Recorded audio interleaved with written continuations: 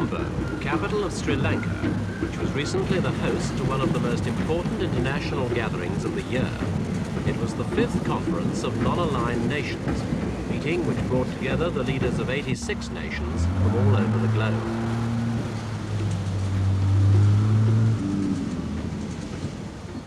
The delegates represented nearly a third of the world's population, most of them in the so-called Third World of developing nations. Although divided on many issues between themselves, their common concern here was how to remain neutral amid the big power politics of the 70s.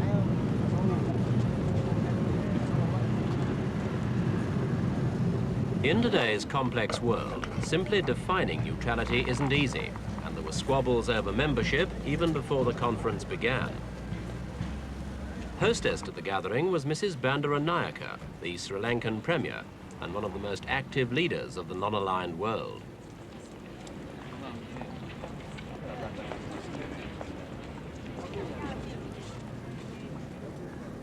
Among the other major figures in the movement is Indian Premier Mrs. Gandhi, whose father, Jawaharlal Nehru, was one of its founders.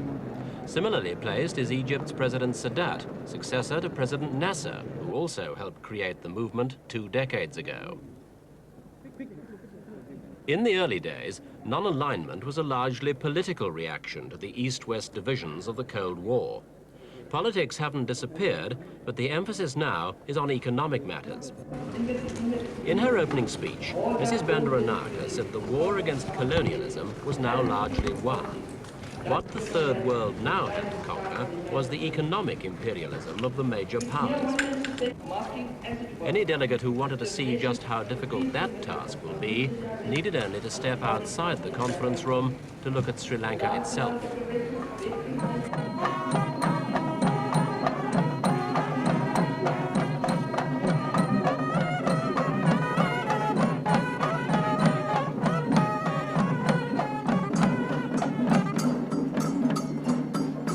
This is part of the Perahera Festival, held at Kandy, some 70 miles east of the capital. It's 10 days of music, dancing and processions, all of it centered on Buddhist ritual. At the heart of the ritual, the Buddha's sacred tooth. The real tooth is kept safe in the temple, but a replica is paraded through the streets on the back of an elephant.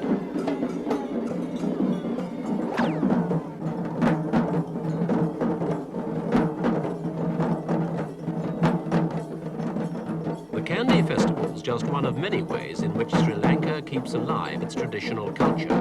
But in coping with the modern world, this young republic has found that much of its traditional outlook has had to be modified or abandoned.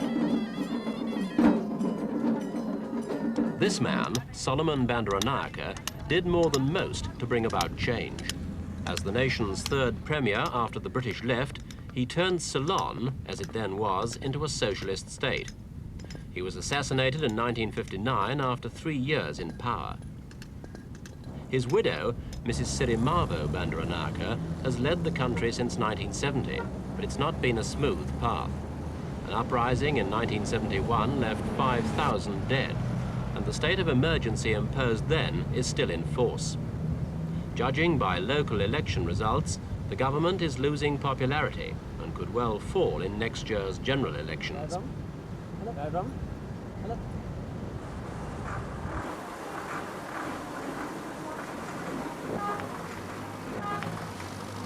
Although it didn't become a republic until 1972, Sri Lanka's been independent for almost 30 years, which gives it seniority among the ex-colonial nations. But even after 3 decades, the country is still struggling with its traditional economic problems of inflation, unemployment, and dependence on foreign aid. Finding solutions would have been difficult in any case. The effort to remain politically neutral hasn't made the task any easier.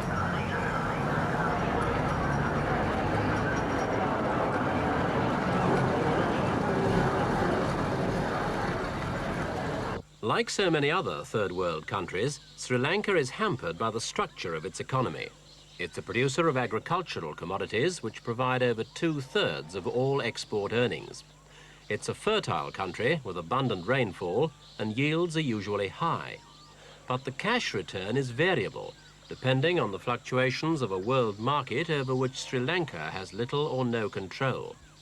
What the Sri Lankans complain about, along with most other producing countries, is that there's no such fluctuation in the cost of the industrial goods they have to import from the developed world. Prices there just keep on rising and rising. In practice, it means that even a bumper harvest is no guarantee of prosperity.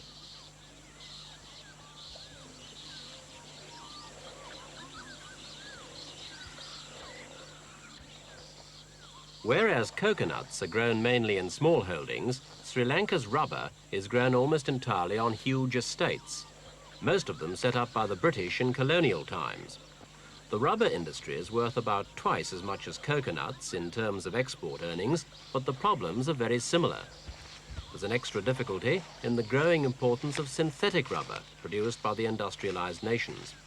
And since this is a product of the petrochemical industry, it's been dearer since the oil crisis.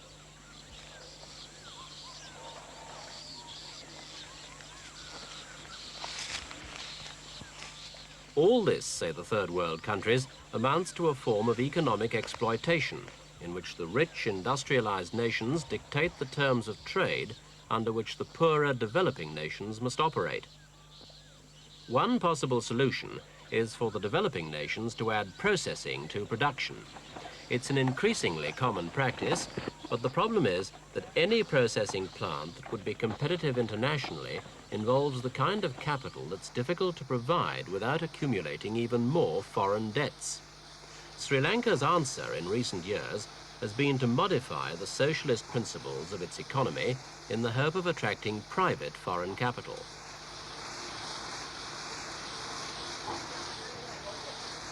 Overshadowing both coconuts and rubber in importance is Sri Lanka's tea industry. The country is the world's second largest producer after India, and tea exports account for about a third of all export earnings. Like rubber, tea is grown mainly on British-established estates. Some of these have already been nationalized, and further state takeovers seem likely in the future. One problem is that state-run plantations are sometimes lacking sufficient trained personnel, and this can be disastrous, for tea is a crop that demands considerable expertise. Picked at the wrong moment, the leaf loses quality rapidly and fetches a correspondingly lower price on the all-powerful London market.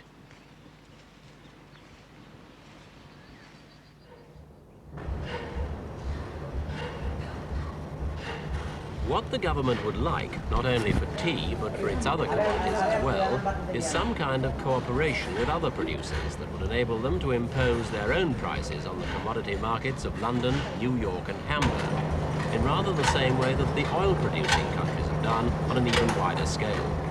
The problem is that the majority of third world nations are consumers, not producers of Sri Lanka's products, and few of them would be keen to see prices forced upwards. It's a principle that applies to most of the products of the developing world, one which is likely to hinder the formation of an equivalent to OPEC for some considerable time to come.